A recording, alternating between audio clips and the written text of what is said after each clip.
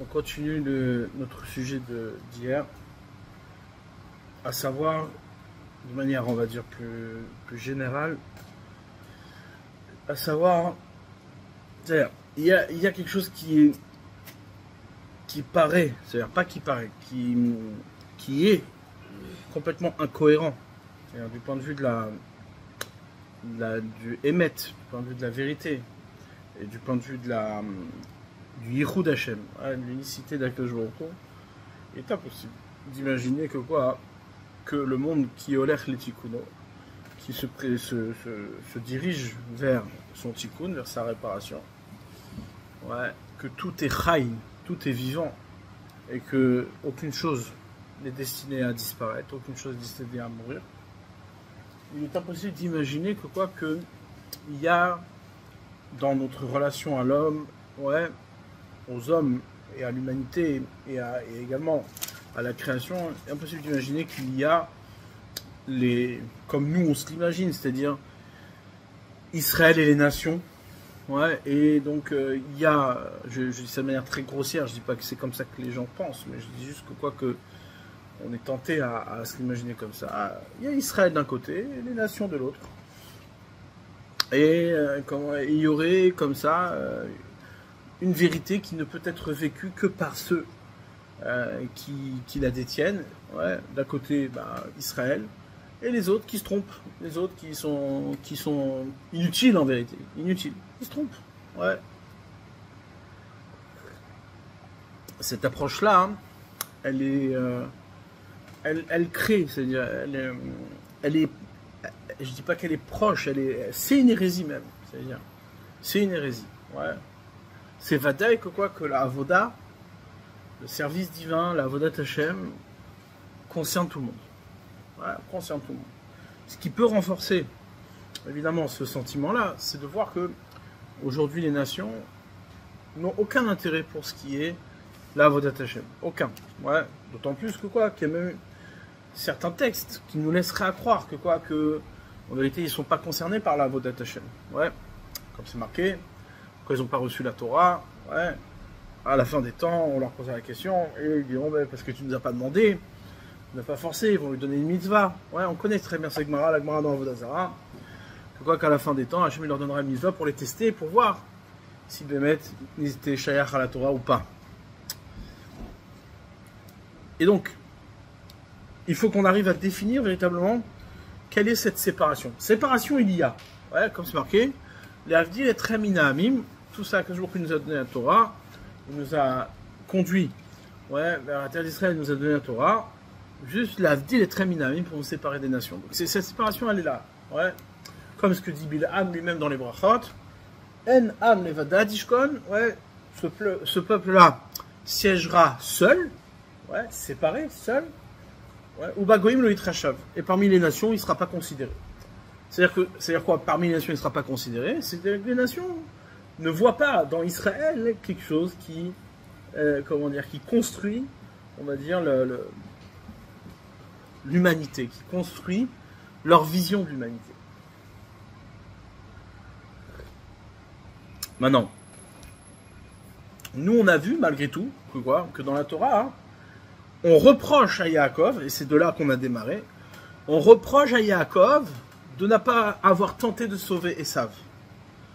Quand on parle des Goïm, on parle de qui? On parle de Esav et de Ishmaël. C'est eux les deux grands représentants de toutes les nations. Esav et Ishmaël sont les deux grands représentants de toutes les nations, c'est-à-dire les Shivim Umot, les 70 nations. Maintenant, Esav, il va se marier avec Ishmaël, comme on l'a vu, donc Ishmaël aussi c'est Esav. Il fait partie de Esav. Maintenant, quand Dina, lorsque Esav il devait rencontrer Dina, Yaakov il a caché Dina, et la Torah lui reproche, Hachem lui reproche, d'avoir caché Dina, de ne pas avoir tenté de sauver Esav, que Dina elle aurait pu faire tchouva à Esav.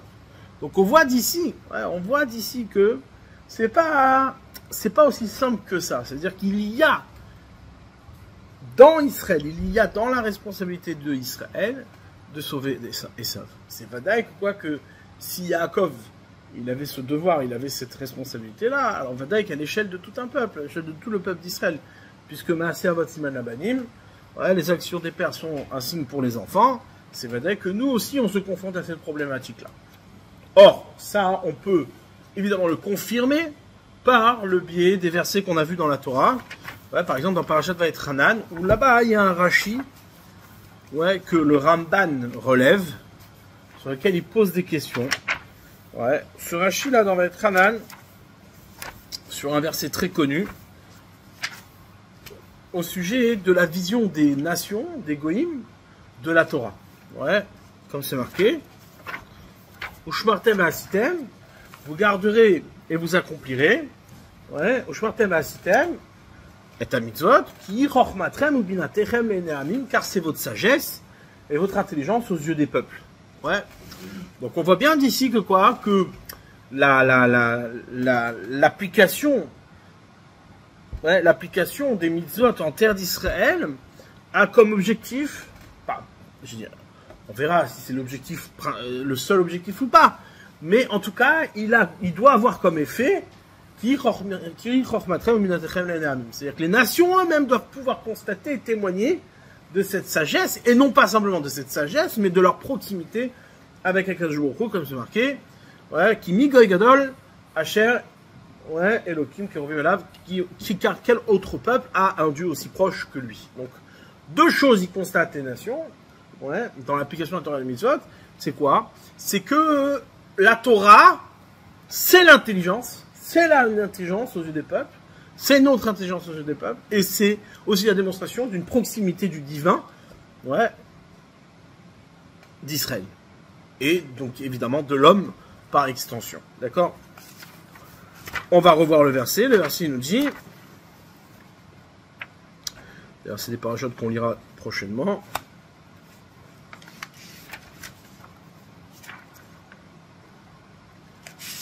Au début de la paracha de Vaetranan,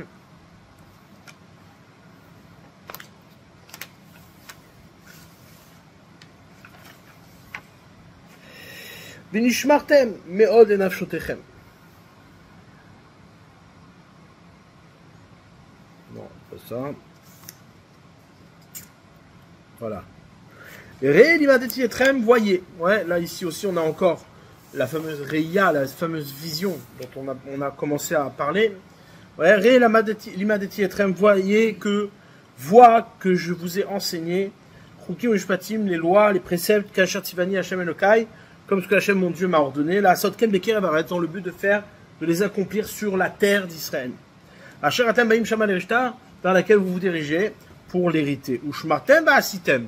Vous garderez et vous les accomplirez. C'est mitzvot. Car c'est votre sagesse et votre intelligence aux yeux des peuples, qu'ils entendront toutes ces lois-là. Donc ils vont entendre. Ils diront Rak am chacham venavon agoy agadol azé. Kimi goy gadol asher lo, le kim vrelin kashem le kenu, bechol korenu elav, migol asher lo, etc., etc. D'accord? Et là, ici, le verset dit Rak.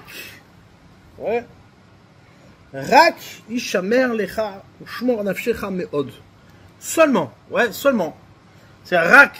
Seulement cela. Ishamer lecha, garde-toi. Ushmor nafshecha meod. Et garde ton âme excessivement. De peur que tu oublies ces paroles que tes yeux ont vues. Et de peur que tu écartes ton cœur tous les jours de ta vie. Tu les feras savoir à tes enfants et à tes petits-enfants. J'ai dit Rak, c'est quoi Rak? C'est exclusif. Lorsque vous ne les oublierez pas et vous les accomplirez exactement comme il se doit, alors vous serez considérés comme des sages Ouais, vim te'avetu otam mitor shikra. Tirchez-vous shotim. Et si vous les tordez, si vous les, comment dire, vous ne les accomplissez pas comme, ouais, on vous les a demandé par oubli ou par, peu importe, éloignement, tirchez-vous shotim, alors vous serez considérés aux yeux des nations comme des idiots. Ouais, comme des idiots. Et là, le Rambam, il pose la question. On avait déjà vu ça ensemble. Le Rambam, il pose la question. Il dit, c'est quoi ce Rashi? Ouais, comment tu peux dire que c'est seulement cela qu'on veut te dire? Rak! Seulement ça, Isha Merlecha. C'est la seule chose qu'on te demande, en fait. C'est-à-dire, tout le tahlit de ça, c'est de peur que les nations, on veut que les nations te jugent comme Chacham, et on veut pas qu'elles te jugent comme choté, que tu seras considéré comme choté auprès des nations. D'accord? Donc, ouais. Ce verset-là, et ce que dit Rashi ici, également dans son explication, contredit ce que dit Bilam. Enan levadadishkon, ou bagoim lo itrashav. Ou bagoim lo itrashav. Et parmi les nations, il ne sera pas considéré. Itrashav, Rashi dit, itrashav, ouais, ou bagoim lo itrashav, c'est quoi? Les bénis Israël seront à part, ils seront écartés, à part, dans leur monde à eux, tout seuls, c'est comme ça qu'on l'entend. Ou bagoim lo itrashav. Et parmi les nations, il ne sera pas considéré. Rashi dit l'inverse. Il utilise d'ailleurs le mot qui est utilisé dans le verset, tirchez-vous chachamim, ou tirchez-vous shotim. Vous serez considérés comme des sages, vous serez considérés comme des idiots. Donc oui, considérés. Ouais, oui, considérés. C'est quoi Ubagoim lo itrashav? Qu'est-ce que veut dire Ubagoim lo itrashav? Donc on voit d'ici que Rashi, ouais, et d'ailleurs même le Ramban il est d'accord avec ça. Ce chose c'est quoi? C'est le rak qui le dérange. Mais dans tous les cas, ici on voit que Rashi, il nous dit clairement que le sujet, ouais, le sujet ici, c'est Bémet, c'est un sujet, c'est savoir comment les nations vont nous voir. Comment les nations vont nous considérer, ouais, en venant sur la terre d'Israël et en accomplissant la Torah et les mitzvot, c'est ça le tahlit. Rak, ouais, rak. C'est-à-dire toute la raison pour laquelle tu ne dois pas oublier ce que tu as vu, ce que tes yeux ont vu au Sinaï, ouais, c'est seulement que tu sois considéré comme un chacham et non pas comme un idiot, ouais, par les nations. Ça fait beaucoup. Ok.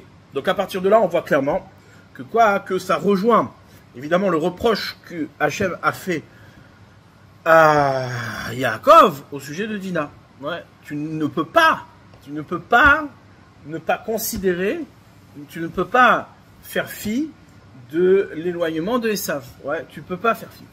On a renforcé cette idée-là avec le fait que évidemment Esav, et ça il faut voir le cours précédent, on va pas revenir là-dessus. Ouais, que Esav fait partie de Yaakov. Ouais, c'est tout ce qui est Yaakov, tout ce qui est Israël.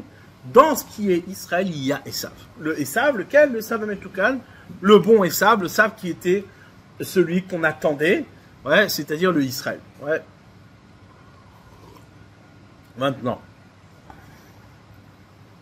on va voir que dans la stratégie de Bilham, ouais, eh bien, hein, évidemment, et Bilham savait, ouais, exactement ce qu'était le problème, et c'est ça qui va m'intéresser ici. Ouais, ce qui va m'intéresser, c'est quoi, hein?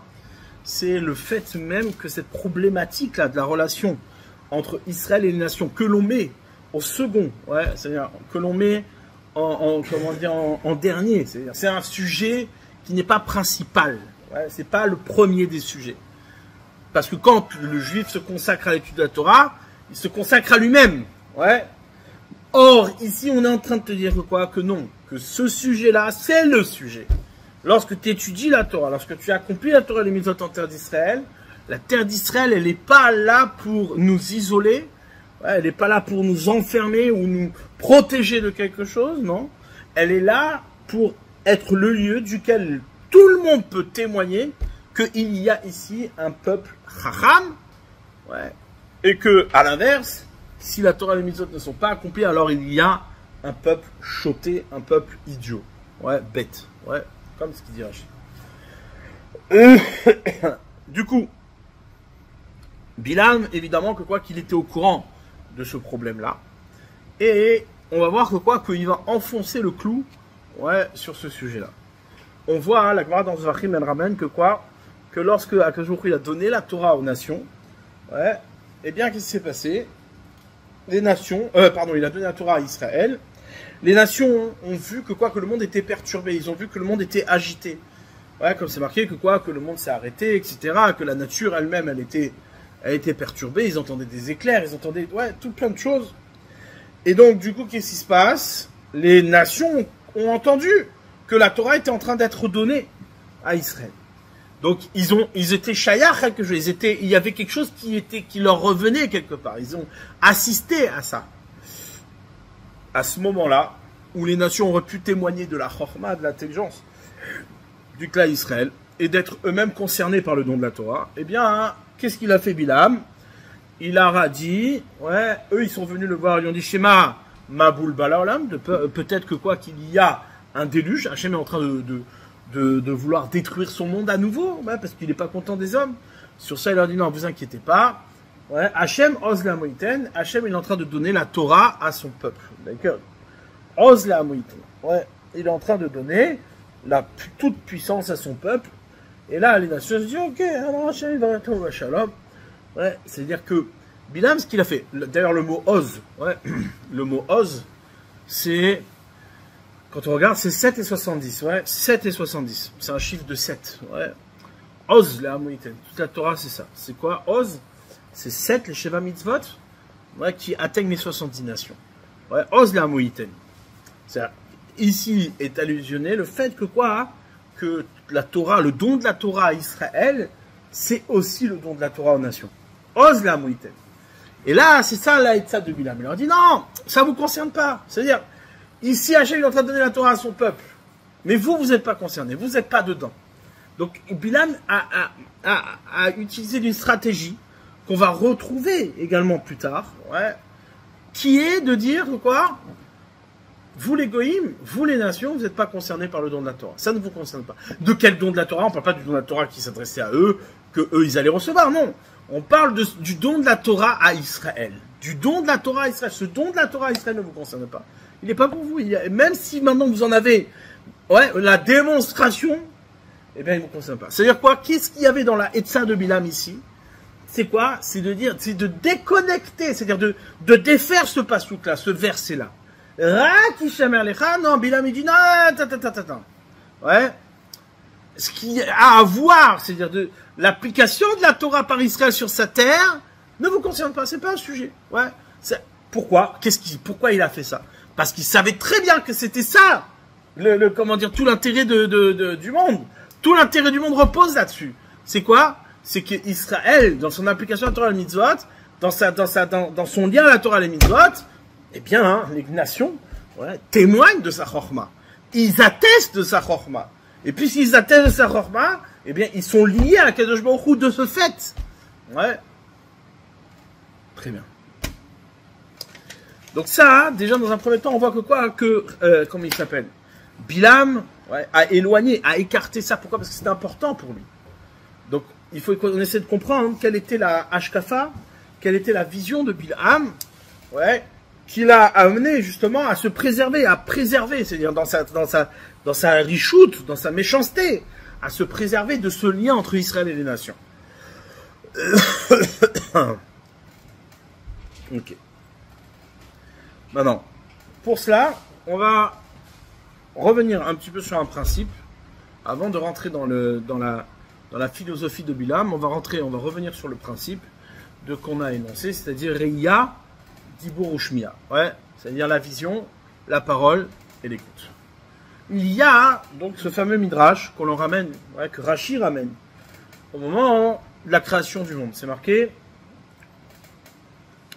Allah bemarchavto livret olam bemidat hadin. Akadosh Baruch Hu, il voulait créer le monde bemidat hadin avec la vertu de rigueur. Ouais, il voulait créer le monde avec l'attitude de rigueur. Ra'ashena olam itkayem, il a vu que le monde ne pouvait pas exister, cette rigueur-là ne pouvait pas être assumée.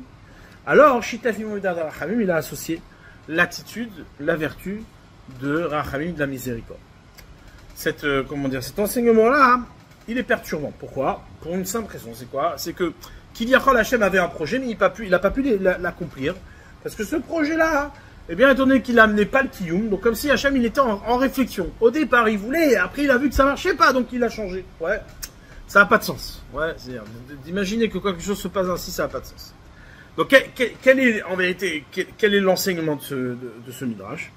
Ce Midrash, je vais vous dire la chose suivante, c'est quoi? Donc déjà, pour faire un seder, pour faire un ordre, Allah Bemar Shafto, c'est évident que quoi? Que toute initiative commence par un chesed.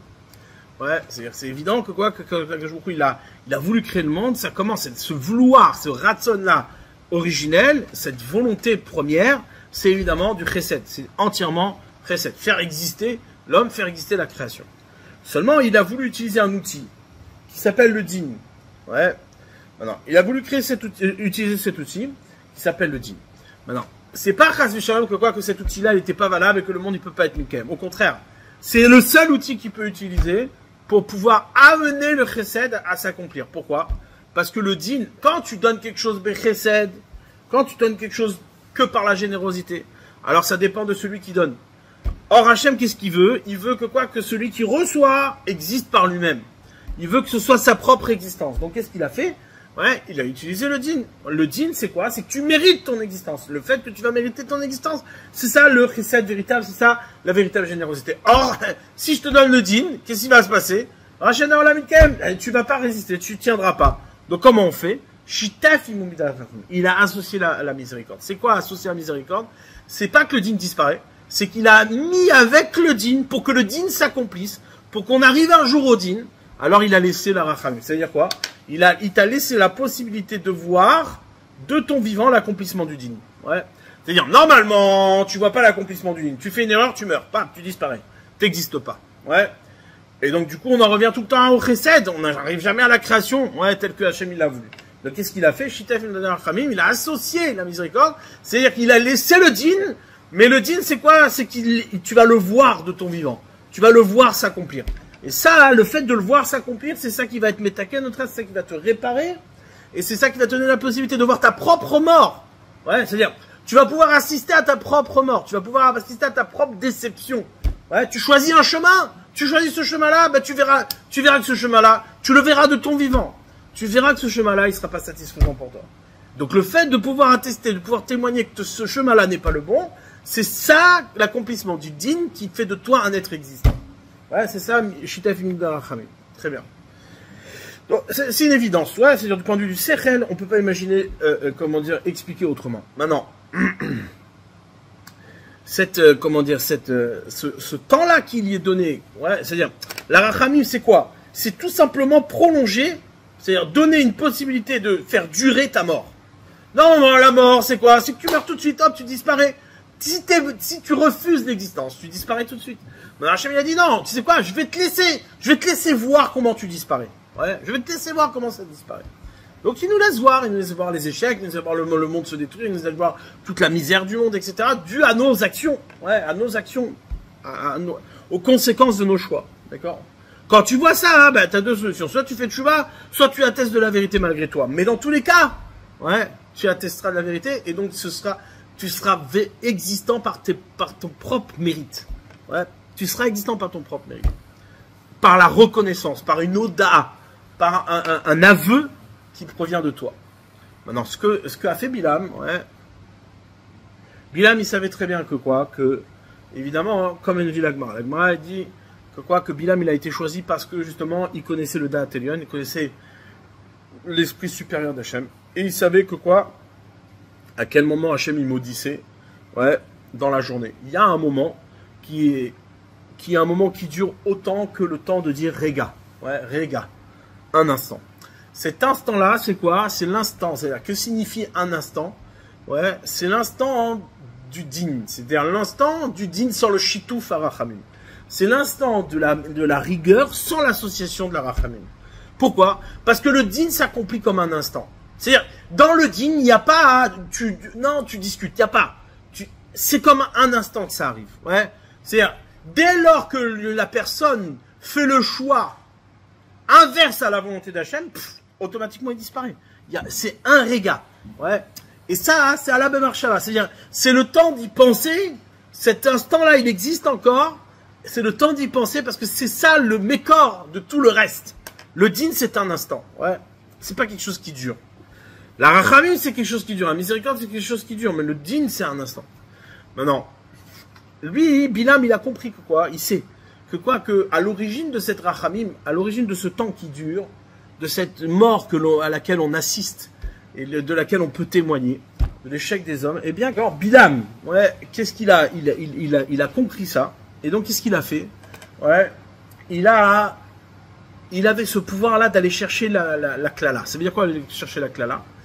C'est-à-dire que quoi, que lui, il rattachait tout ce temps-là. C'est-à-dire, pour lui, la rachamim, ouais, pour lui, le temps qui nous est donné, n'amène pas au tikkun, n'amène pas à la réparation. Ouais, il vient, il rattache ça au mécor, il rattache ça au din d'origine. Ouais, pour contraindre Dieu. Pour contraindre Kivyachol, ouais, pour contraindre Dieu, ouais, à la mort de l'homme telle qu'elle est dans son origine. Ouais, c'est-à-dire, il n'y a rien dans ce monde qui, par le temps, qui par la rachamim, ouais, peut défier le din. Rien. C'est-à-dire, si déjà dans le din, tu devais disparaître, alors cette disparition, elle est effective. Ah, tu me dis oui, non, mais on va laisser du temps et les gens vont revenir. Il dit non. En kazé d'avar, il n'y a rien dans ce monde, ouais, qui permet de revenir au chesed Hashem, c'est-à-dire à ce que l'homme puisse recevoir et être celui qui choisit la volonté d'Hachem. Il dit par définition, sa vision c'est quoi par définition? C'est que l'homme, il a un choix différent d'Hachem. Il a un ratson propre à lui, et il peut choisir ce qu'il veut. Ouais. D'ailleurs, on le voit ça dans l'épisode où on le recrute pour aller maudire les bénis Israël, et Hachem lui dit non, tu vas pas, et il dit ok, j'y vais pas, mais il va discuter. Et à la fin, qu'est-ce qui se passe? Il y va. Ouais. Hachem lui dit bon ok, tu sais quoi, vas-y. Ouais. Et il lui donne à y aller. Mais il dit, par contre, ce qui sortira de ta bouche, ce sera surveillé, t'inquiète pas, c'est moi qui décide. Il dit, ok, je peux pas aller contre toi. Je peux pas aller contre toi. Mais, et là, la Gemara, elle demande, il dit, je comprends pas. Ouais, comment Bilam, il a pu, aller contre la volonté d'Hachem. Hachem voulait pas qu'il aille. Et au final, il est allé. Et Hachem lui a accordé. Il dit, la Gemara a deux réponses. La Gemara, elle ramène dans Brachot, derrière Shadam Rotsel Alechet, Molichimoto. Ouais, le chemin qu'un homme il va emprunter, on lui laisse l'emprunter. C'est ta volonté, ok, ben voilà. Donc c'est bien. Il existe bien la possibilité pour l'homme de choisir, d'avoir son propre choix, d'avoir son propre choix, même contre la volonté d'Hachem. Ça, c'est la Rachamim qui donne ça. Et là, Bilam, il va utiliser ce que Hachem nous a donné comme chesed en vérité. Ouais, c'est du point de vue du chesed. C'est pour ça qu'Hachem nous a laissé le temps. Ouais, eh bien, il va l'utiliser contre Hachem lui-même. Contre le. Il dit, ah, j'ai ma volonté, j'ai le droit d'utiliser. Ouais, je peux être contre toi. Ouais, donc du coup, lui, il rattache ça au mécor. C'est-à-dire, il va chercher la klala pour dire, mais non, il n'y a pas de béni Israël ici qui n'est pas... Il n'y a rien dans ce monde qui est béni. Rien dans ce monde qui peut... Olech letikun. À kol, kashour, tout est relié à son origine, c'est-à-dire sa disparition. Très bien. D'accord? Maintenant. Donc, en vérité, sa volonté à Bilam, c'est quoi? C'est de créer une séparation entre le monde de la création et le monde et la volonté d'Hachem. Ouais, deuxième réponse que donne l'Agmara dans Sanhedrin, ouais, qui ramène que quoi? Que chutzpah betaga, ouais, me'ane. C'est-à-dire que quoi? Que la chutzpah, l'effronterie contre la couronne, l'effronterie contre Hachem, ça marche. Un homme peut être effronté devant Hachem. Ouais. Hachem, il t'a dit, tu fais Shabbat. Hachem, il t'a dit, t'étudies, ben, tu peux ne pas étudier. Tu peux ne pas faire Shabbat. Tu peux faire ce que tu veux. Tu peux dénigrer la Torah. Tu peux la dénigrer, la Torah. Cette chutzpah-là, cette effronterie-là, elle contre non seulement tu peux la faire, mais en plus elle marche. Ça fonctionne. Qu'est-ce qu'il a fait Bilam? Il a amené les bénis Israël à fauter. Ouais. Et à perdre tout leur, tout leur statut. Et à être complètement sous les malédictions de Bilam. Ouais. Au final, c'est ce qui s'est passé. La Gemara ramène que quand Bilam, il a voulu maudire les bénis Israël, il n'a pas pu, c'est des bénédictions qui sont sorties de sa bouche. Et à la fin, quand ils ont fauté, ouais, avec les filles de Midian, eh bien, qu'est-ce qui s'est passé? Toutes les bénédictions sont retournées en malédiction. Donc, en conclusion, c'est Bilam qui a gagné. En conclusion, on a suivi le chemin de Bilam. Ouais. C'est ça qui est arrivé au bout du compte. Ouais. C'est ça qui est arrivé. Donc, très bien. Donc, maintenant, moi, ce que j'aimerais comprendre, pas pour répondre maintenant comment c'est possible qu'on en arrive là, etc. Moi, ce qui m'intéresse de comprendre, c'est la mécanique. C'est-à-dire que quoi? Que, comment Bilam, il a pu, c'est-à-dire, qu'est-ce qu'il a utilisé? Qu'est-ce qu'il a touché? Ouais, dans le clan Israël qui a pu, enlever toute cette protection-là, faire que toutes les bénédictions se transforment en malédictions. Ouais, et qu'est-ce qui nous préserve justement de cette vision de Bilam? Nous, on est dans la vision de Bilam. C'est-à-dire, la vision de Bilam, pour nous, c'est la plus saine, la plus juste, la plus, comment dire, la plus proche de nous. Nous, ce qu'on voit, c'est un monde qui, de toute manière, ne va pas au tikkun. Un monde qui se détruit. Un monde qui est, ouais, acharito adeoven.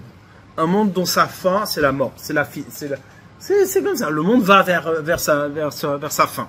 Ce qui est logique. Ouais, c'est le monde que l'on connaît. On n'a jamais vu un homme qui va vers la vie. On voit des hommes qui, ils vont vers la mort. Ouais.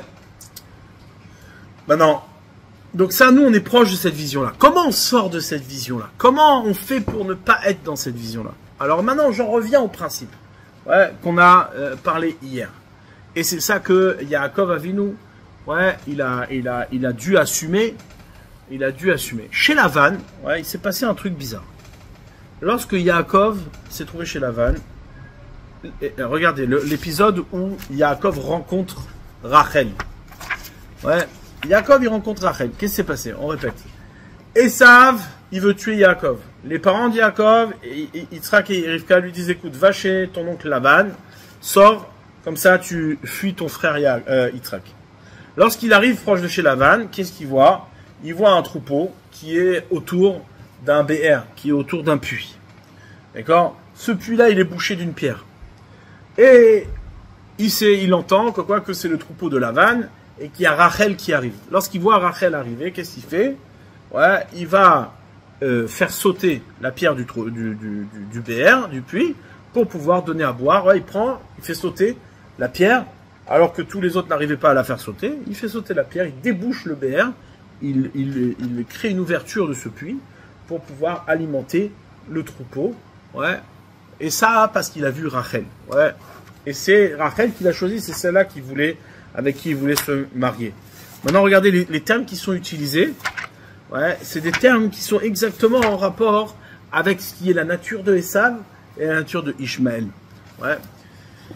Il y a marqué que quoi? De Yaakov. Yaakov, on reprend les définitions. Yaakov, c'était Ishtam Yoshev o Alim. C'est un homme de l'attente. Un homme simple, de l'attente. Dont, ouais, comme Rachid nous dit, sa bouche et son cœur sont identiques. Il n'y a pas ici de ruse, il n'y a pas ici de tromperie. Chez Esav, c'est tout l'inverse. Il n'y a que de la tromperie. Ouais. Il ruse avec sa bouche, il chasse l'esprit des gens avec sa bouche, et en particulier l'esprit de son père. Maintenant, c'est marqué là-bas, c'était Ish Sadeh, un homme des champs. Ouais, comme il dit Rashi, Itzad, ouais, Bekashto, toute la journée, c'est Adam Batel, un homme complètement inexistant, Adam Batel, un homme complètement inexistant, nul, ouais, mais qui chasse avec son arc toute la journée, des chayot et des ophot, des animaux sauvages et des oiseaux. Ouais. Maintenant, regardez ce qui est marqué là-bas. Hein. Il y a marqué lorsqu'il va à la rencontre de Rachel.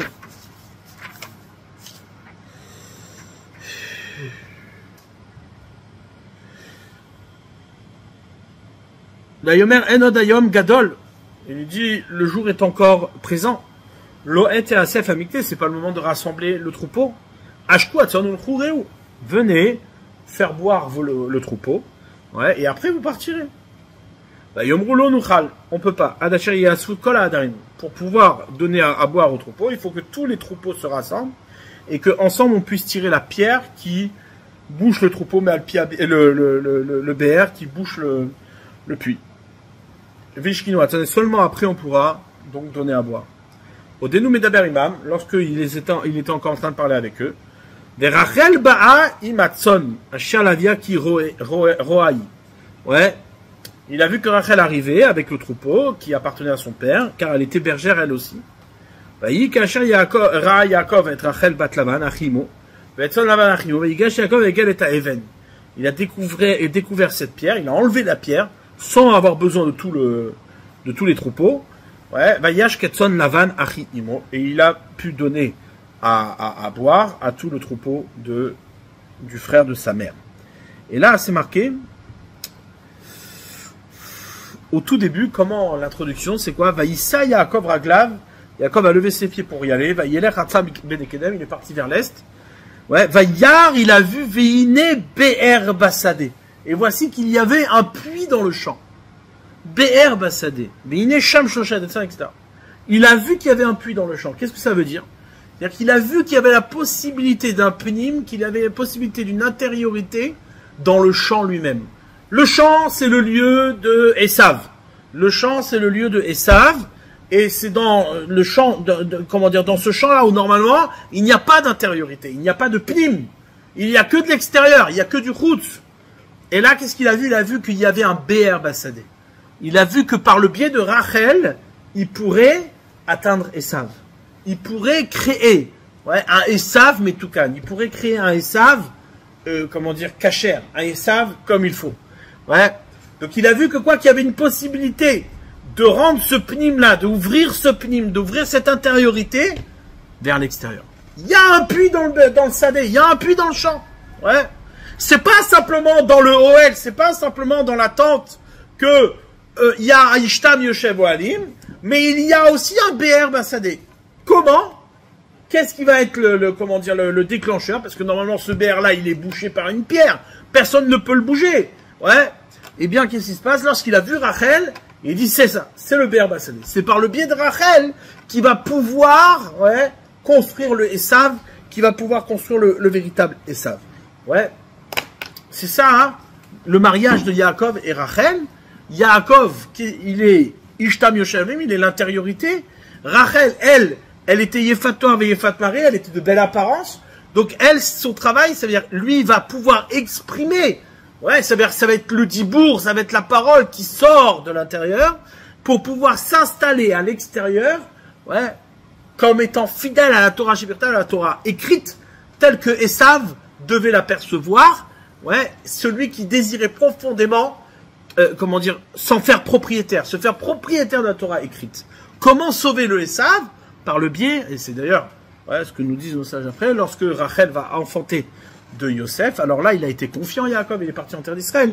Et il dit, c'est bon, cette fois-ci, on va pouvoir combattre Esav, on va pouvoir surmonter Esav. Pourquoi? Parce que Rachel a enfanté, cet enfant-là, Yosef, qui est, lui aussi, Yefetor et Yefemaré, mais qui est le résultat de cette pnimio, de cette intériorité qui s'installe auprès de Rachel, qui s'installe, auprès comment dire,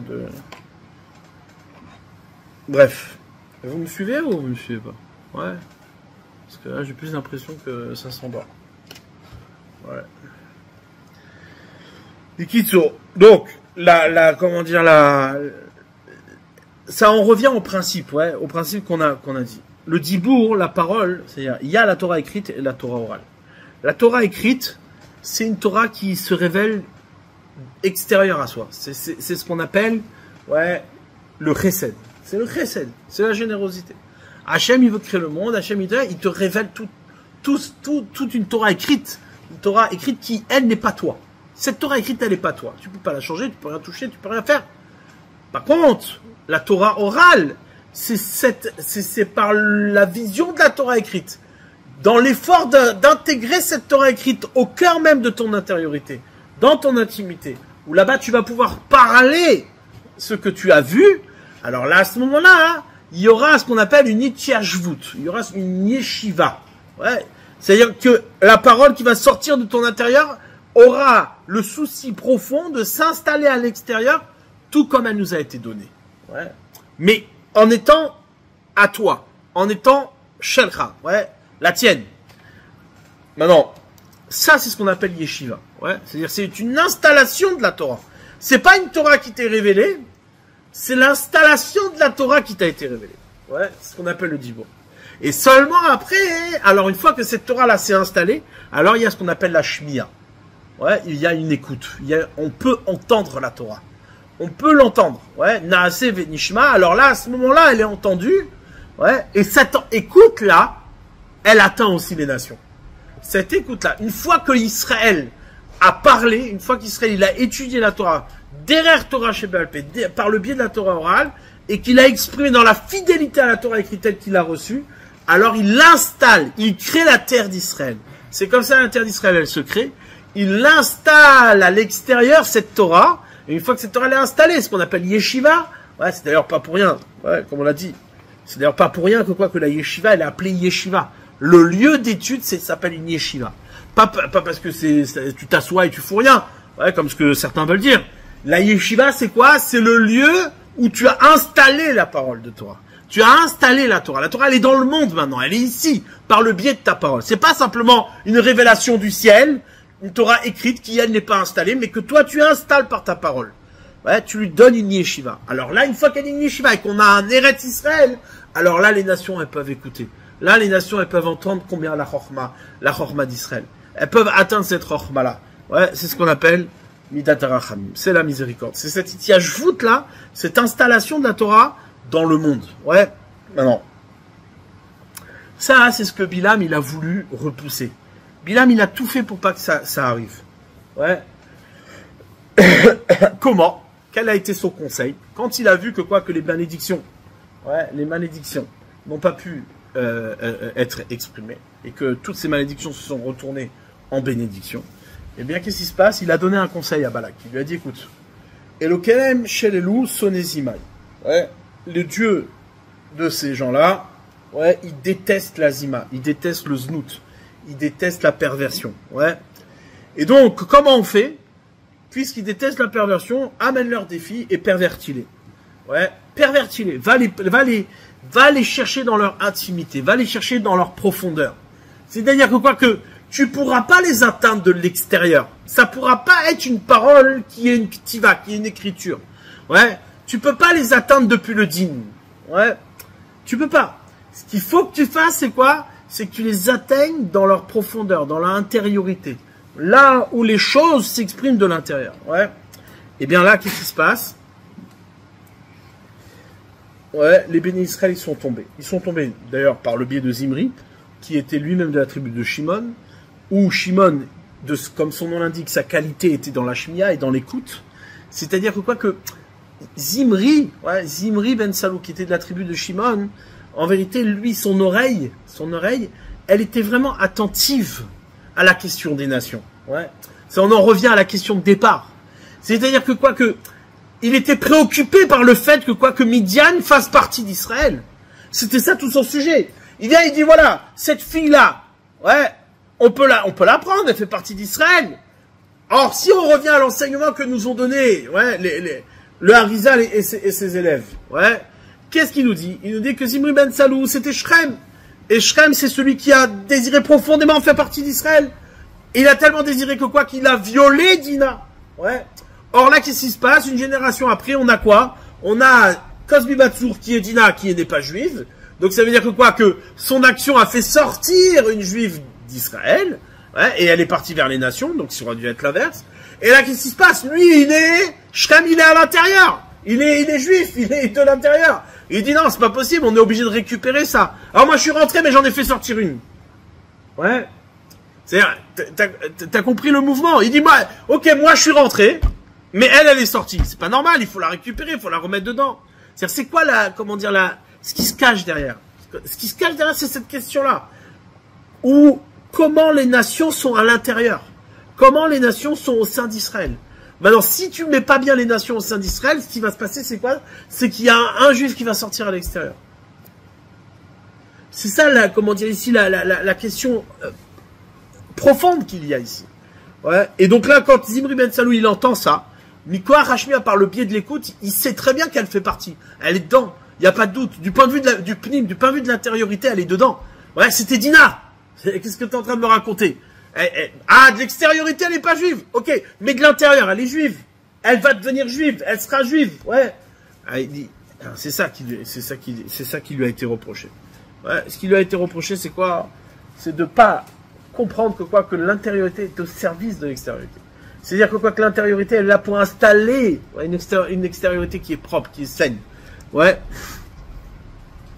Ça, c'est souvent ce qui arrive lorsque on cherche à donner des valeurs, c'est-à-dire de la valeur, que à ce qui se voit.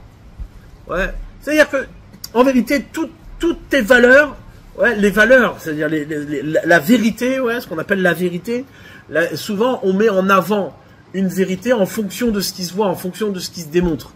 Ouais. Mais au bout du compte, on s'en fiche de savoir comment c'est à l'intérieur. Ce qui compte, c'est la bien-pensance. Ouais, ce qui est juste de faire. Ouais. Comme on a vu, on voit l'hypocrisie le monde dans lequel on vit, ouais, cette hypocrisie qui est là à vouloir vendre des grands principes sur le dos de, comment dire, d'Israël et du massacre du 7 octobre. Ouais. Dis non, mais les pauvres, regardez, ils sont en train de se faire tuer, c'est les génocidaires, les machins. Attends, et toi, tu passes pour le grand samaritain, la bonne personne, celui qui a des bonnes midotes, etc. Et celui qui s'est fait massacrer, ouais, à l'intérieur, ce qui se passe en profondeur, ça compte pas. Ce qui compte, c'est les apparences. Ouais. C'est-à-dire, pourquoi? Parce qu'il n'y a pas ici, du point de vue de Esav, le faux Esav, il n'y a pas ici un désir de shmiya véritable. Il n'y a pas un désir ici d'installer la Torah à l'extérieur. Ce qui compte, c'est quoi? C'est comment les choses sont perçues et comment les choses tu les domines. Ouais. Si moi j'ai dit que c'était, ça avait de la valeur, alors ça a de la valeur. À commencer à l'intérieur, on s'en fiche, ça n'a pas d'importance. Ce qui compte, c'est quoi? C'est ce que tu as défini comme étant moral, et c'est ça qui va compter pour la suite. Ouais.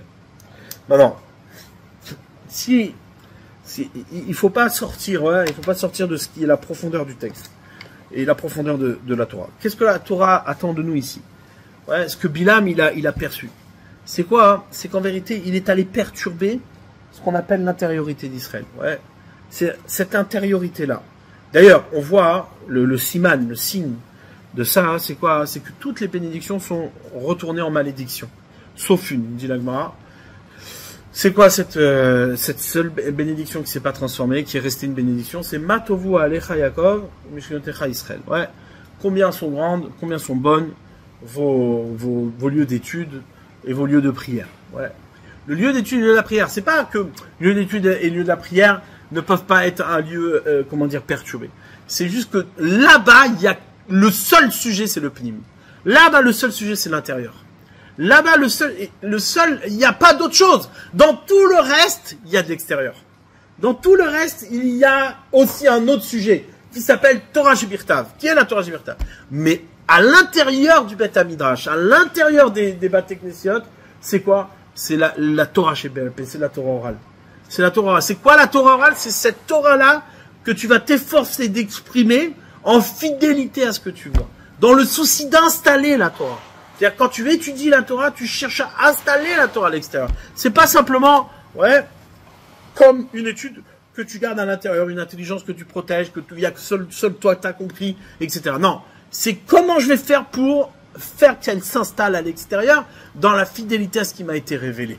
Pour créer le lien, pour faire que quoi que ce soit existant. Pour créer ce qu'on appelle une yeshiva. Ouais, pour créer ce qu'on appelle une yeshiva. Une yeshiva, hein, c'est ça. La yeshiva, c'est quoi? La yeshiva, c'est l'installation de la Torah. Ouais, c'est l'installation de la Torah à l'extérieur comme étant le phare et le modèle qui permettra même aux nations de témoigner d'intelligence d'Israël. Ouais. C'est ça le seul sujet qui doit nous préoccuper. Maintenant, c'est pour ça que quoi, hein, qu'il y a un lien très profond entre l'étude de la Torah orale et le znout, et la perversion.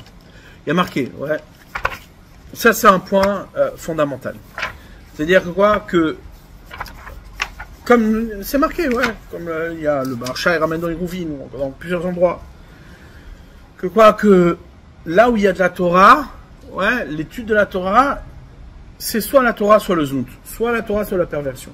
Tu peux pas avoir les deux. Pourquoi? Parce que la Torah orale s'exprime depuis l'intérieur. C'est dans l'intériorité. Or, le znout, la perversion, c'est une perversion de l'intériorité. Ouais, c'est une perversion de l'intériorité. Comme c'est marqué. Regardez, il y a deux étapes dans la galoute. Dans Parashat Shoftim, comme ça le Baal HaTurim y ramène.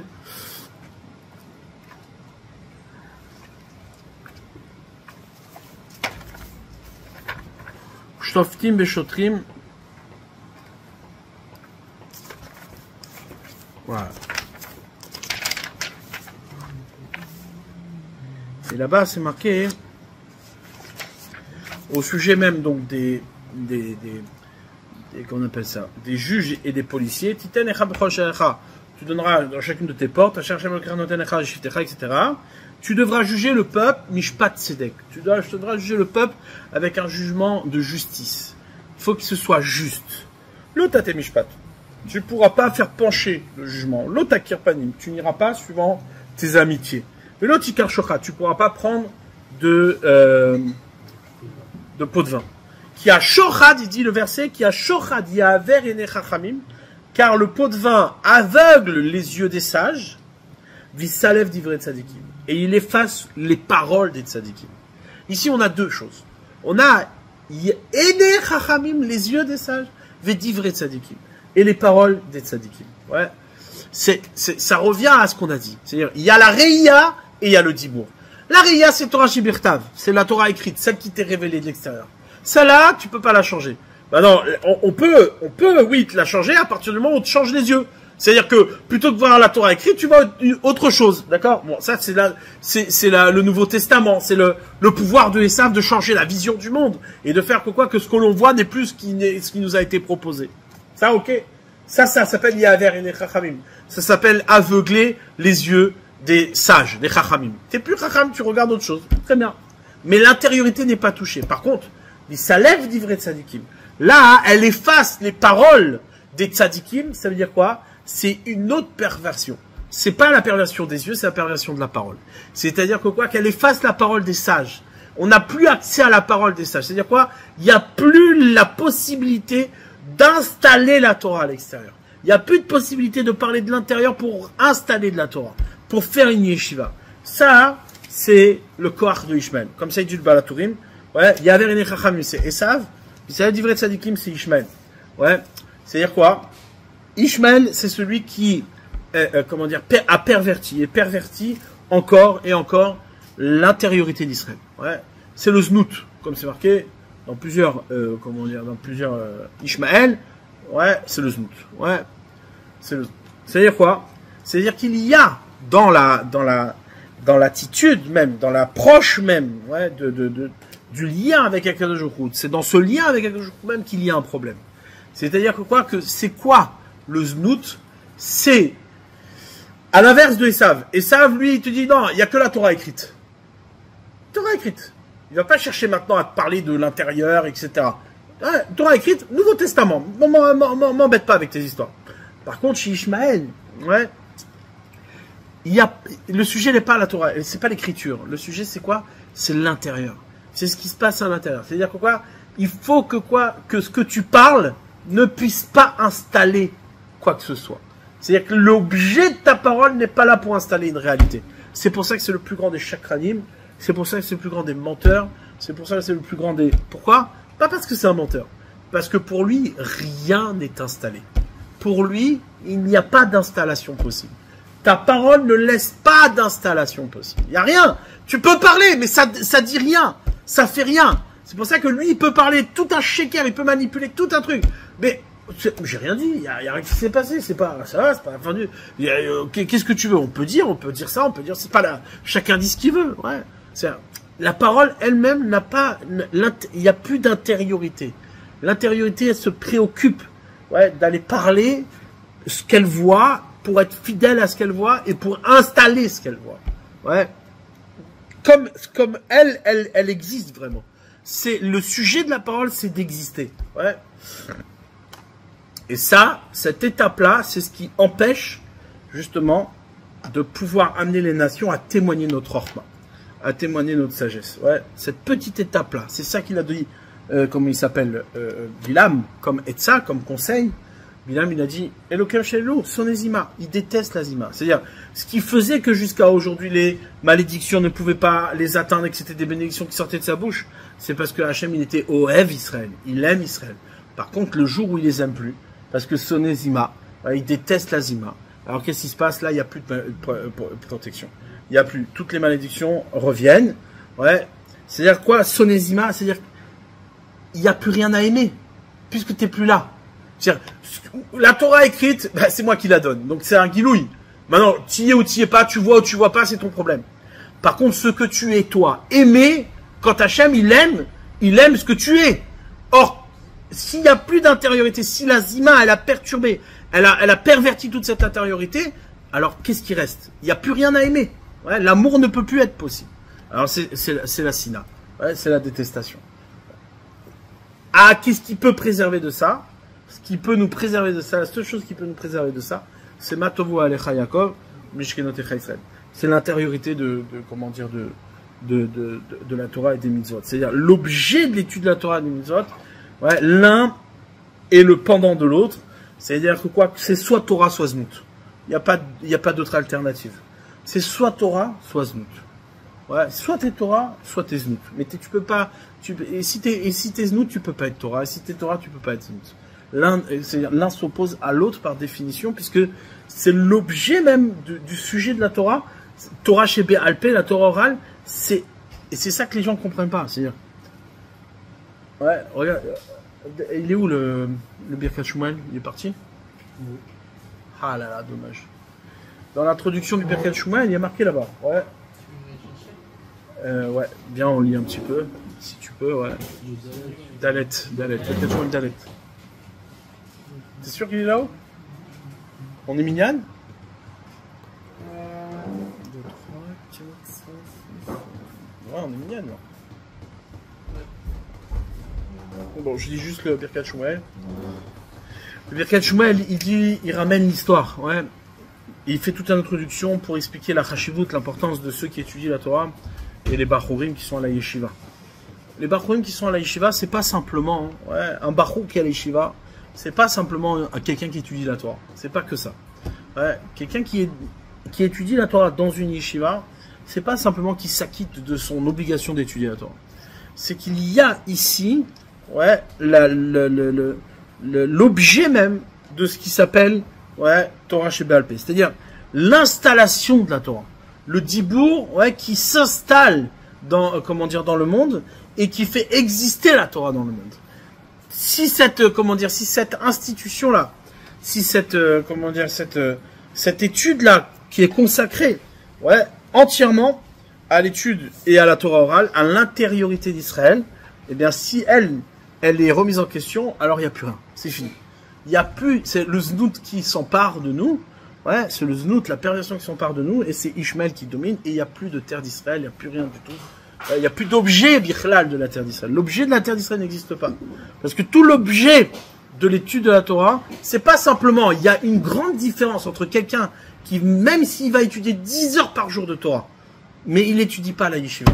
Il étudie, il s'acquitte de son étude, il aime l'étude, il s'acquitte de l'étude. Une yeshiva, c'est un lieu dans lequel on est consacré à installer la Torah. C'est un lieu où la Torah s'installe. Ah, si toi t'étudies la Torah, c'est très bien, tu fais ta mitzvah, tu fais ton truc, mais ça s'appelle pas une yeshiva. Ça s'appelle pas une Torah orale. La Torah orale telle qu'elle est attendue, ouais, du point de vue du Sinaï et du point de vue de Eretz Israël. Seulement sur cette Torah-là, on peut dire que les nations peuvent témoigner. Rakam chacham benavana agoy agadolazé. Ça, c'est la chokhma qui peut être visible par les nations. Ouais, la chokhma qui est visible par les nations.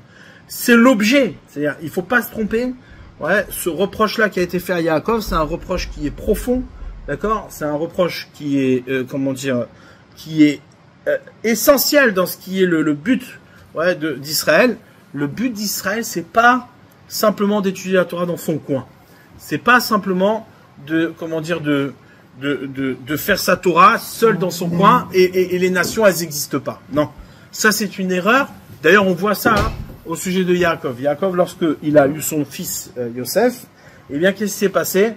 Là-bas, c'est marqué que quoi, que lui, il était comme Esh, et Yosef, il était comme les Hava. Ouais. C'est-à-dire que quoi, que, et Esav, il était du cash, il était de la paille. Et donc, lorsque Yosef, il est né, il a dit, c'est bon, maintenant, on peut atteindre, Esav. Pourquoi? Parce qu'un feu qui n'a pas d'étincelle, il peut pas atteindre la paille. Tu peux mettre un feu là et une paille là, jamais ils se toucheront. La paille, elle existera, le feu, il existera. Donc, tu peux pas combattre ça. Mais quand c'est que tu peux combattre ça? Lorsque ton feu, il fait des étincelles. Alors là, de loin, tu peux atteindre ça. Ça veut dire que quoi? Que l'objet du feu, qui est le feu de la Torah, l'objet du feu de la Torah, c'est quoi? C'est d'atteindre, ouais, de loin. C'est de faire que quoi? Que t'es pas seulement un Eretz Israël tourné vers soi. Un Eretz Israël où, oui, certes, on étudie la Torah. Il y a plein de gens qui étudient la Torah. Tu peux étudier la Torah même sur les champs de bataille. Il n'y a pas de problème. T'étudies la Torah sur les champs de bataille. T'étudies la Torah dans ta maison. T'étudies la Torah où tu veux. Et va dire que tu fais la mitzvah. Mais il y a une Torah qui s'étudie, qui est beaucoup plus grande que celle qu'on étudie sur les champs de bataille. Beaucoup plus grande que celle que tu étudies là où tu veux dans ton coin, là où tu... C'est celle que tu étudies à la yeshiva. celle que tu étudies dans un lieu qui est consacré à l'étude de la Torah et qui se préoccupe d'une seule chose, c'est qu'il y ait une installation de la Torah, qu'il y ait un bâtiment de la Torah. Ça, c'est la seule chose qui est visible par les nations, c'est la seule chose pour lesquelles les nations peuvent dire, ça c'est un peuple intelligent, ça c'est un peuple qui a un Dieu qui est proche de lui. Ouais. Sans cela, même la Torah que tu vas étudier de manière très, comment dire, ouais, comment on dit ça, même avec beaucoup de Messirut Nefesh, même avec beaucoup d'abnégation, cette Torah-là n'atteindra pas les nations. On n'atteindra pas l'objectif d'Israël. Ouais, l'objectif d'Israël. Ouais, et c'est ce qu'il dit ici. Ouais, je termine avec ça. Il dit une très belle introduction. Il ramène, ouais. Imbanu ladat adechan chovat ish Israël ba'akamat Torah va'yeshivot. Si on veut connaître, ouais, ça c'est le Rav Baruch Ber Lebovitch, ouais, qui, comment dire, ramène cette introduction-là. C'était une sikha qu'il avait fait au Bachurim pour leur montrer, dans une époque évidemment qui était perturbée par le nazisme, ouais, en pleine, comment dire, en pleine guerre. Et il ramène, il fait cette introduction-là.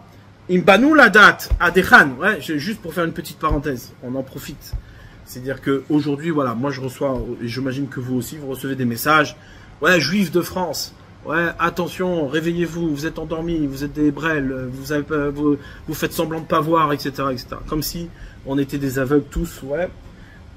Mais là ici, on parle de Rav Baruch Ber qui était en pleine Europe, ouais, des nazis. Regardez la seule préoccupation qu'il avait, Rav Baruch Ber. C'était certainement pas de fuir sur les plages de Netanya. Ouais, mais sa préoccupation c'était quoi? Imbanu ladat adechan chovat ish Israël ba'akamat Torah va'yeshivot. Si on veut connaître quelle est notre obligation, quelle est l'obligation de chacun d'Israël dans la construction de la Torah et des yeshivot. Imbanu ladat adechan chovat chibat Torah leokir ota belev. Ouais, et jusqu'où va notre obligation d'aimer la Torah et de la rendre précieuse dans notre cœur. Nagdima de Shaninu Braïta. Il suffit juste d'introduire ce qui est marqué dans la Braïta, dans Brachot. On raconte une histoire absurde. Ouais, une histoire qui est l'histoire de celle de Rabbi Akiva, qui est le symbole de la Torah orale. Ouais, puisque c'est lui le maître de la Torah orale. L'oralité de la Torah tient sur Rabbi Akiva. Tanou Rabbanan, ça nous enseigne. Pamachat, Gazra Malchut Arsha'a, Shelo Yasku Israël Batorah. Il y avait un décret des Romains de ne pas étudier la Torah. Qu'est-ce qu'il fait? Ba Papous Ben Yehuda. Matul Rabbi Akiva, Papous Ben Yehuda, voir Rabbi Akiva, Shaya Makil Kilot Berabim Vosek Batorah. Qu'est-ce qu'il faisait? Il a un décret de ne pas étudier la Torah, il va devant tout le monde, dans la rue, il rassemble plein de juifs, il dit venez, on va étudier la Torah, dehors, comme ça, devant tout le monde. Ouais. Et Papous Ben Yehuda, il dit ça y est, Rabbi Akiva, il a perdu la raison. Ouais. Amarlo, Akiva, réveille-toi, Imata Mitiare Mipene Malchut. Tu n'as pas peur de la royauté, tu n'as pas peur de l'autorité. Amarlo, Emshan Echamacha, je vais te donner une parabole. Les mains d'avoir donné à quoi ressemble ce que tu me dis. Les Shual Shayam et Alech Al-Gabe Anahar, on parle d'un renard qui se baladait sur le bord d'un fleuve. Ouais, Vera Dagim, il a vu des bancs de poissons, Shayum et Kapsim, Makom et Makom, qui se rassemblaient d'endroit en endroit. Amarlam, il leur dit, mais pourquoi vous fuyez? Amroulo, ils lui ont dit, Ben Adam, on a peur des hommes qui nous capturent avec leur filet. Donc on bouge comme ça en groupe. Amarlem, il leur a dit, mais je comprends pas, vous êtes pas intelligent, ouais. Amarlem, Retzonchem, Shetalou et Yavasha, j'ai une solution pour vous. Venez avec moi sur la terre ferme, ouais, sur le sec. Venadur Anou, Veatem, on vivra ensemble. Keshem, Shedaru, Avotai. Imavotechem, comme ce qu'il était avant, ouais. C'est-à-dire pour dire, bah voilà, vous serez en sécurité sur terre, là-bas, les hommes, ils pourront pas vous atteindre. Et là, ils lui ont dit un brûlot, ils lui ont dit, attends, c'est toi de qui on dit que tu es l'animal le plus rusé des animaux? Ouais, l'opikar, tu es un idiot. Et là, tu pêches.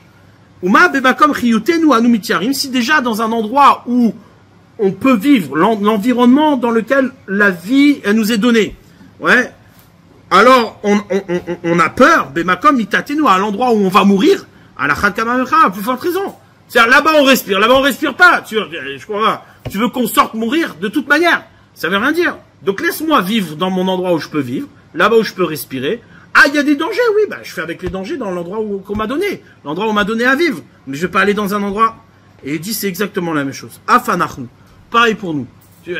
Un juif qui étudie pas la Torah, c'est un juif qui est à l'extérieur, c'est un poisson qui est à l'extérieur de l'eau. Il va mourir. Ah, il y a des dangers. De toute façon, qu'est-ce que ça change? Il y a pas, c'est bien pire. Autant se donner une chance de vivre. Ouais. Amroulo ayuyami moatim achetafsou les Rabbi Akiva. Il s'est pas passé beaucoup de jours avant que Rabbi Akiva se fasse attraper. Vechapchou, ils l'ont mis en prison. Bet Asurim Betafsou les Papous Ben Yehuda. Et Papous Yehuda, lui aussi, s'est fait attraper. Ils l'ont mis dans la même cellule. Amarle Hachrecha Rabbi Akiva. Il lui a dit, Papous, heureux Rabbi Akiva que tu t'es fait attraper pour des paroles de Torah. Oilo les Papous. Ouais, malheur à Papous qui lui s'est fait attraper pour des choses futiles. Ouais, vaut mieux se faire mettre en prison parce qu'on a étudié la Torah que pour des choses futiles. Béchargé au-dessus de Rabbi Akiva, les Hariga. Et qu'est-ce qui s'est passé? On a fait, vous connaissez la suite, on a fait sortir Rabbi Akiva, ouais, sur le bûcher. On l'a peigné, on l'a fait mourir, on l'a tué. Pourquoi? Parce qu'il est allé provoquer la malchoute. Qu'est-ce qui s'est passé dans la tête de Rabbi Akiva? Quel était le sens? Après, il faut lire là-bas, mais qu'est-ce qu'il dit Rabbi Roubert? Il dit en vérité, Rabbi Akiva était préoccupé par une seule chose. Il était préoccupé par toutes les générations à venir. De montrer que c'est pas simple. Là, ici, ce qui se passe, c'est quoi? C'est qu'on t'interdit d'étudier la Torah, et donc il n'y a plus de Torah. Ce qu'on veut, c'est quoi? C'est qu'il n'y ait plus de Torah. Et il dit ça, ouais, pour enseigner à toutes les générations à venir quel est notre lien avec la Torah? C'est un lien vital. Tu auras beau dire, ouais, mais t'es en danger, mais oui, mais tu dois te lever, tu dois faire ci, tu dois faire ça pour te protéger. Mais si tu n'étudies pas la Torah, ouais, il n'y a même pas de question de protection. T'es dans un endroit où tu respires pas. T'es dans un endroit où il n'y a pas de vie. Ouais, t'es pas vivant. Donc, c'est un poisson qui agonise, il va faire quoi? Ouais, il va rien faire du tout. Et pourquoi, qu'est-ce qu'elle veut dire, cette histoire-là? Elle veut dire que la Torah orale, c'est comme ça qu'elle se vit. Ouais, la construction des yeshivot, c'est pas simplement un endroit où tu as étudié la Torah, tu as eu l'occasion d'étudier la Torah, c'était bien. Peu importe la quantité, c'est pas la quantité qui compte. Ouais. En Israël, vous pouvez retrouver des gens qui ont, qui ont réussi à faire plein de diplômes de Torah, etc. Et qui sont très très éloignés de la Torah. Ouais. C'est pas l'intelligence qui compte ici, c'est pas le nombre de temps d'études que tu fais. Ce qui compte, c'est de quelle manière tu le fais. Ouais, de quelle manière tu fais. C'est-à-dire, comme Rabbi Akiva, il dit, mais ici, il n'y a pas de question. C'est on vit ou on meurt. Ouais. C'est ça la question ici de la Torah orale. Pourquoi? Parce que cette question-là se juge depuis l'intériorité d'Israël. Depuis l'intimité d'Israël. Ouais. Et ça, c'est exactement l'opposition qu'il y a entre le znout, la perversion, et et la Torah. Parce que le znout, c'est la sensation de vivre. Ouais. C'est la sensation d'être vivant. Ça, c'est le znout. Quelqu'un qui fait le znout, c'est quelqu'un qui, au bout du compte, pense que sa vie, elle est là-bas. Ouais. Sa vie, elle est là-bas. Il projette plein de choses. Ouais. Toujours dans le Yetzera du znout, il y a toujours du dimion. Il y a toujours de l'imaginaire. De se dire, ouais, mais j'aurai un futur, et j'aurai ci, et j'aurai ça, et j'aurai ça. Et puis, au final, quand ça arrive, il n'y a plus rien du tout. C'est du vide. Pourquoi? Parce qu'il y a un désir profond de vivre, de vouloir vivre. La Torah, si tu la vis pas à cette dimension-là, alors le znout, il pénètre ton intimité, et une fois qu'il pénètre ton intimité, alors il n'y a plus d'intimité, c'est fini. Ce qui se dit à l'extérieur ne sera plus jamais une installation de la Torah dans le monde. Au contraire, ce sera que un renforcement de Esav, c'est-à-dire de la hatsaga, du théâtre, ouais, d'une religion qui, au bout du compte, prône des valeurs, mais des valeurs qui ne restent que extérieures, des valeurs qui n'ont aucune intériorité. Ouais, eux, les chrétiens, ce sont les grands généreux du monde, ceux qui ont fait le bien pour l'humanité. Ouais, mais ce bien-là qui s'est fait sous couvert de massacre. Ouais, qui au bout du compte, ouais, tu donnes de la générosité, mais par derrière, tu es un tordu. Ouais, tu donnes de la générosité, mais par derrière, tu es un tordu. Et ça, c'est, c'est ça toute la perversion du sheker de la Torah chez Birtav, qui viachol, de Esav, qui manque, ouais, celle que Yaakov doit réparer, celle que Yaakov doit intégrer au sein d'Israël et créer justement ce lien équilibré entre Israël et les nations. Tov, Hazak ou Baruch.